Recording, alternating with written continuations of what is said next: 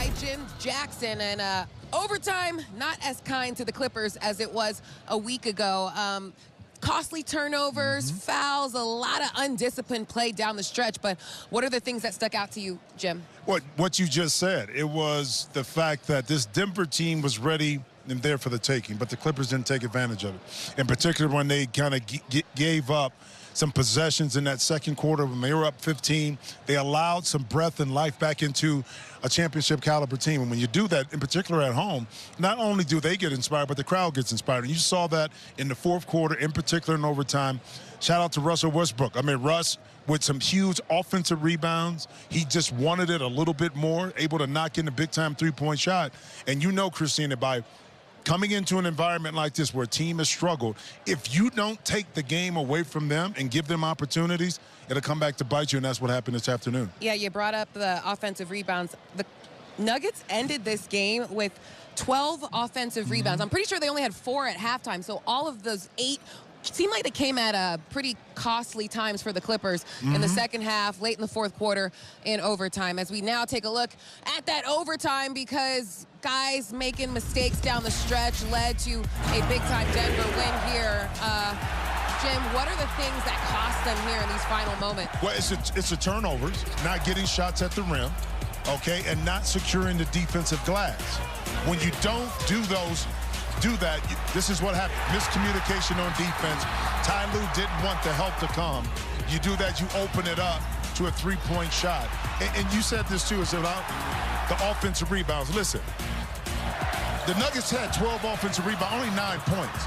But when those offensive rebounds happened was the key moment, because it was 3 or 4 offensive rebounds that took away in one possession, time off the clock, and the ability for us, the Clippers, to go down and maybe take advantage of that on the offensive end.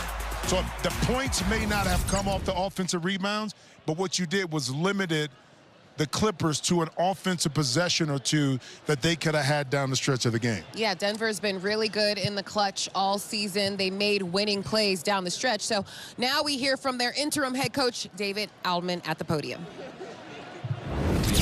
What an introduction to you to the playoffs there as a head coach, by the way. Yeah. Huge advantage in points off turnovers for you guys. I think you were plus 20 in that category. Yep. What did you think of the execution in transition, particularly on the defensive side? Oh, we just flew around. You know, those two guys caused so many issues. I thought we adjusted too much early instead of just doing what we do hard. And I thought their intensity was better than ours early in the game. And the end of the second quarter is the reason why we won the game. We don't have that run. I think it was 13-2 to get it to 4. And it felt like one of those games you're just kind of slowly crawling uphill. Then it was 3 at the end of the fourth. Seemed like we were going to win the game. You know, tied. It just felt like it was like, you know, incremental steps to win a basketball game. So it wasn't pretty on either end, or I'm sorry, for either team, but you just got to make enough plays to win. And I told the guys in there, it's I'm just going to play the guys I feel like are impacting the game the most. The stat sheet really doesn't mean anything to me. But, you know, they did a good job with their adjustments. We're going to have to watch the tape and do a better job of attacking it. But that's what this is, you know. And it was funny. I thought our best adjustment of the night was, let's go back to doing what we thought we were going to do. Let's just do it better. And we did. Russ had that really rough week a couple weeks ago, and you've said after the Kings game, you said, I'm not playing him or playing Jalen. Yeah. I'm playing whoever's going to win. What did you see from him late in this game for him to be able to be that kind of impact player that you're looking for? Yeah, I mean, Russ is Russ. Defensively, he was absolutely incredible. He was playing free safety out there. I thought a lot of the reasons why the turnovers happened, even if it wasn't him forcing it, just the way he was roaming around and impacting the game, you know, was great for us. And then offensively, you know, a couple of times I thought he attacked. Maybe we could have pulled it out and executed, but that's what Russ does. He's going to play in attack mode. So I don't think he's going to change after 17 years. If he sees somebody in front of him one-on-one, he's going to attack. And then he made an enormous 3, you know, in the fourth. CB's 3. Aaron hit a big one, and that's what we're talking about right now. We have to be able to make shots when they triple, quadruple Jamal and Nikola. That's just the bottom line. And you can come up with all the schemes you want and change the offense and all this stuff. They're going to bring bodies. So people have to cut and finish, or they got to catch and shoot and make shots for us to do something special.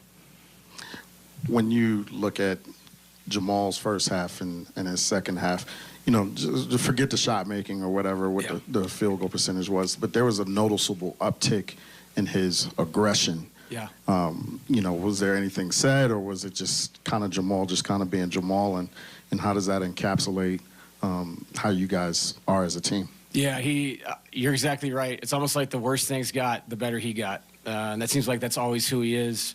And I also thought Jamal, he's 7 for 20, 3 for 7, but the ones he made were so huge and so big. I know one, it got us back to, we were down 7, took us back down 4, made one to tie it finally. And the side pick and roll was really good to us tonight, allowed us to attack in different ways, flash people behind the defense, and Jamal got loose a little bit that way. So, and then obviously Nikola every night, man. It's 29, 12, and 9 in that game, that physical of a game, just incredible. On the other end of the Russ thing, Malone always said that Michael Porter took pride in closing and being able to close. Yeah. Rest of this series going forward, what can he do to kind of get going? What can you guys do to kind of get him going throughout? Well, I think obviously, everybody has to engage the game. And I think everybody takes pride in finishing games on our team. And if Jalen Pickett has a night, he's going to finish the game. That's just it. That's the bottom line. It's the guys that are playing the best at that time are going to finish. And I thought the runs that were made, I was going to go back to Mike at the end of the second, and we made a run. And it's like you can't stunt runs when things are happening. And then I felt bad for Mike because he sat so long. There was a couple situations late game. Do you throw him back in? Is that fair? Is that fair to somebody and the ball finds them and they've been sitting for not game time but real lifetime 40 minutes? So there's two ways to look at that. You can say, well, I chose not to play Michael, or you can say, should I put Michael in a really unfair situation? Should I do that to him? I don't think so. And so I think the 5 guys that finished did their job, and we won this game defensively. We really did, and with timely shots from guys that aren't named Jamal and Nikola. Coach, Nikola. Yeah, Coach Adelman getting his first coaching win in the playoffs, but saying they win this game on the defensive end of the floor for a team that hadn't been playing well defensively throughout the season. He also talked about Russell Westbrook playing free safety. He had 15 points, but it felt like a very loud 15 points. Think he had some extra juice against his old team? Of course he did. He always does. But that's just Russ, because he wants to prove that he can still compete at a high level and have an impact. But a couple of things stood out to me. David Adelman didn't seem like this was his first go-around as a head coach in the playoff situation. He was very calm. His demeanor was in place. He was very assertive. He explained his situations of why he went with certain